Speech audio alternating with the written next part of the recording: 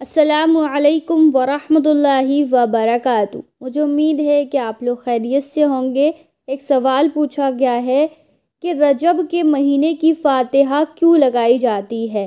رجب کے مہینے کی فاتحہ کی کیا حقیقت ہے، اس کی کیا اصل ہے، یہ کیوں لگائی جاتی ہے اور کیسے لگائی جاتی ہے؟ تو آئیے جانتے ہیں مفتی اے قاسمی صاحب سے۔ مفتی صاحب نے اسے بہت اچھے سے بتایا ہے، آئیے سنتے ہیں۔ السلام علیکم ورحمۃ اللہ وبرکاتہ۔ یہ پوچھتے ہیں کہ مفتی صاحب رجب کے مہینے کی فاتحہ لگانے کی کیا حقیقت ہے؟ رجب کے مہینے میں کوئی فاتحہ لگائی جاتی ہے، اس کی کیا اصل ہے؟ یہ فاتحہ کیسے لگائی جاتی ہے، کیوں لگائی جاتی ہے اور یہ فاتحہ لگانا کیا ہے؟ کافی امپورٹنٹ کوشچن ہے۔ رجب کے مہینے میں کچھ لوگ فاتحہ لگاتے ہیں اور الگ الگ طریقے ہوتے ہیں اس فاتحہ کو لگانے کے۔ تو یہ کیا ہے؟ تو پہلے تو یہی ہے کہ جو لوگ لگاتے ہیں ان سے ہی پوچھا جائے کہ بھائی یہ کیا ہے، کیونکہ ہم دین کا کوئی بھی کام کرتے ہیں تو وہ کام یا تو سنت ہوتا ہے یا فرض ہوتا ہے۔ مثال کے طور پہ یہ پگڑی باندھا ہوا ہوں، ہمارے نبی نے پگڑی باندھی ہے۔ ہم لوگ کھانا کھانے سے پہلے ہاتھ دھوتے ہیں، کیوں دھوتے ہیں؟ کہ ہمارے نبی کی سنت ہے۔ ہم لوگ سیدھے ہاتھ سے کھاتے ہیں، کیوں کھاتے ہیں؟ کیونکہ نبی کی سنت ہے۔ فجر کی نماز اب کیوں پڑھتے ہیں؟ کیونکہ فرض ہے۔ عصر سے پہلے ہم 4 رکعت سنت پڑھتے ہیں، 5 کیوں نہیں پڑھتے؟ 3 کیوں نہیں پڑھتے ہیں؟ عصر کے بعد ہی کیوں نہیں پڑھتے؟ عصر سے پہلے ہی کیوں پڑھتے ہیں؟ کیونکہ سنت ہے۔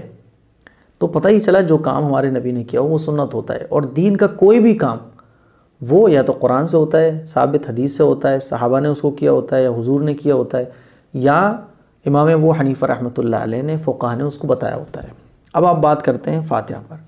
تو رجب کے مہینے کی جو فاتحہ ہیں لوگوں میں مشہور ہیں۔ اب رجب کا مہینہ حضور کے زمانے میں بھی آیا، صحابہ کے زمانے میں بھی آیا۔ امام ابو حنیفہ رحمۃ اللہ علیہ جن کو ہم لوگ فالو کرتے ہیں، کیونکہ ہم لوگ حنفی المسلک ہیں، ہم لوگ امام ابو حنیفہ رحمۃ اللہ علیہ کو فالو کرتے ہیں۔ حضور کے زمانے سے لے کر امام ابو حنیفہ رحمۃ اللہ علیہ کے زمانے تک اور بعد کے بزرگوں تک سب کی زندگی میں رجب کا مہینہ کتنی بار آیا، لیکن کہیں سے بھی جو فاتحہ ہمارے یہاں مشہور ہے رجب کے مہینے کی، اس فاتحہ کا کوئی ثبوت نہیں ملتا ہے۔ اب جب ہمارے نبی نے، صحابہ نے، بزرگان دین نے اس طرح سے فاتحہ نہیں لگائیں جس طرح سے ہمارے معاشرے میں چلی ہوئی ہیں فاتحہ، تو پھر ہم اس کے پیچھے کیوں پڑے رہتے ہیں؟ اب میں آپ کو یہ صحیح بات بتا رہا ہوں تو کچھ لوگ یہ بولیں گے دیکھو یہ وہابی ہے، یہ دیوبندی ہے، یہ فلاں ہے، یہ فلاں ہے، تو یہ چیز شروع ہو جاتی ہے۔ دیکھیے ہمارے لیے بہت سمپل وے ہے کہ ہم حضور کی سنتوں کو فالو کریں، جو کام ہمارے حضور نے کیا ہے اس کو کریں۔ اب کچھ لوگ کہتے ہیں کہ بھائی فاتحہ میں قرآن ہی تو پڑھا جاتا ہے، فاتحہ میں تلاوت ہی تو کی جاتی ہے۔ تو میرے بھائی بدعت اسی کام کو کہا جاتا ہے کہ وہ کام جو ضروری نہ ہو، وہ کام جو سنت نہ ہو، اس کو ضروری سمجھ کے کرنا، اس کو سنت سمجھ کے کرنا۔ اب فاتحہ کو ہم لوگ کیا سمجھتے ہیں؟ سب سے زیادہ ضروری ہم اسی فاتحہ کو سمجھتے ہیں، چاہے وہ رجب کی ہو چاہے کسی اور کی ہو۔ تو بدعت اسی کے کہتے ہیں کہ جو دین نہیں تھا اس کو دین سمجھ لیا۔ نماز نہیں پڑھیں گے، ایک ٹائم کی بھی نماز کا ہمیں پتہ نہ ہو، لیکن فکر سے گھر کی عورتیں فاتحہ رجب کی ضرور لگائیں گی۔ گناہوں سے بچنے کی فکر چاہے نہ ہو، لیکن رجب کی فاتحہ ضرور لگے گی۔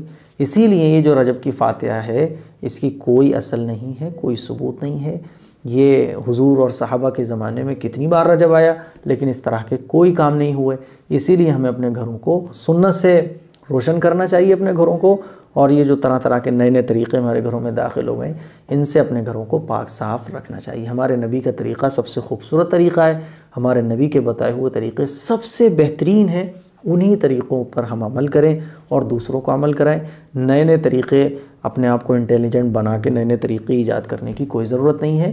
اسی لیے میری درخواست ہے اس طرح کی کوئی فاتحہ جو رجب کے مہینے میں آپ نے لکھی ہے، کوئی فاتحہ اس ٹائپ کی نہیں ہوتی ہے۔ امید ہے یہ مسئلہ کلیئر ہو گیا ہوگا۔ السلام علیکم ورحمۃ اللہ۔